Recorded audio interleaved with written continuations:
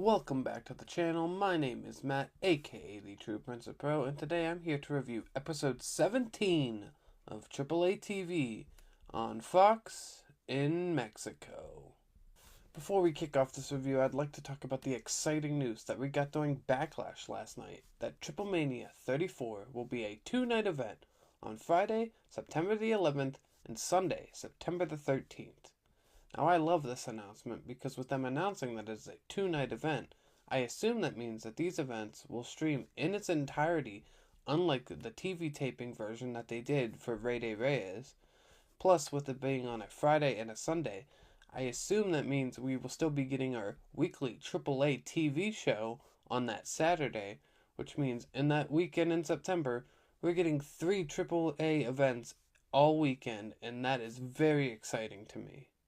Now for our opening contest, it is a triple threat match in the Cruiserweight division, as it is Lince Dorado versus Cruz Del Toro versus Octagon Jr. The match starts off with Lince Dorado trying to use his speed to outmaneuver the other two competitors, but he ends up eating a double dropkick that sends him to the floor. Octagon Jr. hits Cruz Del Toro with a corkscrew arm drag off the top rope, and then Cruz Del Toro locks Octagon Jr. in an inverted cloverleaf submission. Then he picks him up, spins him around while still in the submission, and drops him for a facebuster. Lince avoids an attack from Cruz Del Toro and hits him with a beautiful springboard moonsault to the outside. Lince throws him back in the ring and then hits Cruz Del Toro with a crossbody off the top rope and then locks him in the triangle choke. Cruz Del Toro gets out of the triangle choke by powerbombing Lince Dorado in the middle of the ring. Then off the top rope, Octagon Jr. hits a corkscrew dive to take out both competitors. Cruz Del Toro hits Lince Dorado with a tornado over the top rope to the outside, and then Octagon Jr. follows that up with a big crossbody to the floor onto Cruz Del Toro.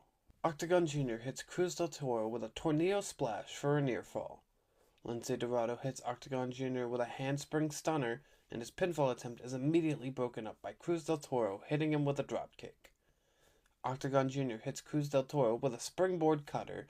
Lince Dorado hits Octagon Jr. with the back scratch fever, and then Cruz Del Toro hits Lince Dorado with an inside-out fisherman buster. Octagon Jr. hits Cruz Del Toro with the moonsault and battery, and he goes for the pin, but Lince Dorado just barely gets Cruz Del Toro's foot on the bottom rope to break up the pin. Cruz Del Toro locks Octagon Jr. in the trio woe, and then goes to the top rope across the ring and hits a coast-to-coast drop kick. When he goes for the pin, Lince Dorado goes to hit a shooting star press, but Cruz Del Toro moves out of the way and Lince only hits Octagon Jr. Cruz Del Toro then goes to roll up Lince Dorado, but Lince Dorado rolls through and drops Cruz Del Toro with a brainbuster to pick up the win in an incredible opening match.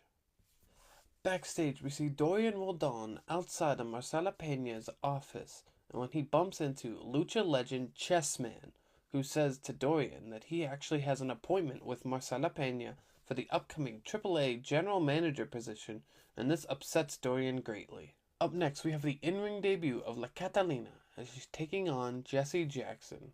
Before the match starts, AAA Reina de Reinas champion Flammer makes her presence known as she joins the Spanish announce team. The match starts off and Jessy Jackson tries to use her strength to kind of bully La Catalina by slamming her down to the mat. But La Catalina is having none of it as she gets Jessy Jackson with a couple arm drags and then drop kicks her out of the ring.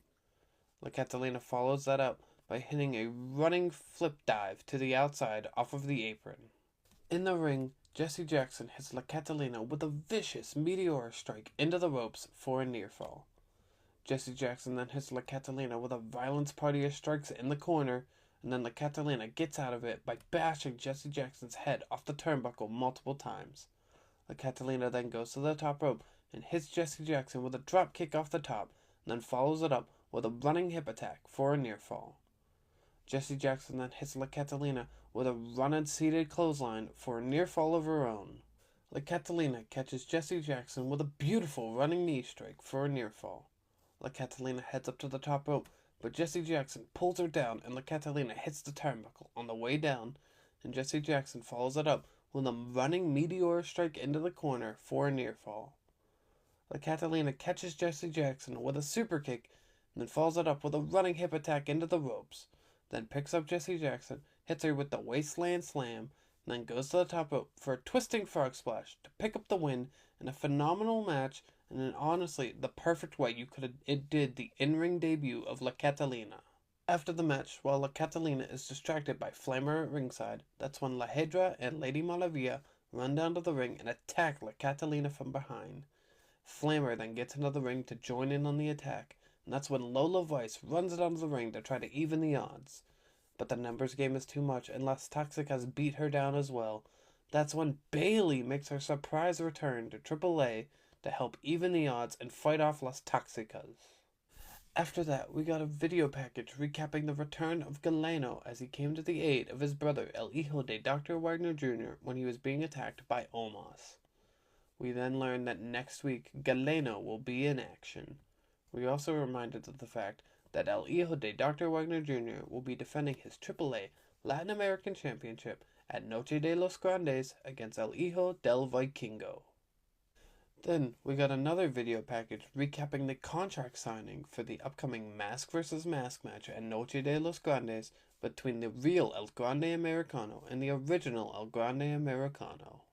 After that, we got one more amazing video package showing off all the chaos that has been happening this year with the Psycho Circus and all the mystery attacks and how it has led to the point where Psycho Clown believes that Pagano might be the one who's behind all the attacks. It's main event time as we have the confrontation between Psycho Clown and Pagano. Psycho Clown says he can't ignore the signs of everything that has been happening lately, and he asks Pagano to come down to the ring.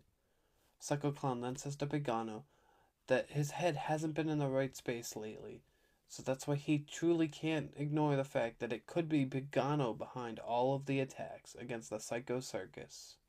Psycho Clown demands answers from Pagano, and Pagano is offended that Psycho Clown would ever believe that Pagano would attack his own brothers. Pagano then kind of turns the investigation around onto Psycho Clown, saying that Psycho Clown was quick to point the finger, and Pagano would never do what Psycho Clown was accusing him of. Psycho Clown then pushes Pagano aside and walks away up the ramp, and that's when the War Raiders attack Psycho Clown from behind. Pagano runs up the ramp to fight off the War Raiders, but the Psycho Circus do not leave together as Pagano walks one way and Psycho Clown walks the other, as they still do not trust each other. Overall, this was another really fun episode of AAA TV. The Cruiserweight Showcase matches always deliver great matches. La Catalina vs. Jessy Jackson was incredible, and I really hope this leads to more of Jessy Jackson on AAA TV because I think she is amazing. Bayley's return was such a nice fun surprise, and I'm really interested in finding out who's been behind all the mystery attacks towards the Psycho Circus. Thank you for watching this review, and I look forward to talking more Lucha Libre with y'all in the next video.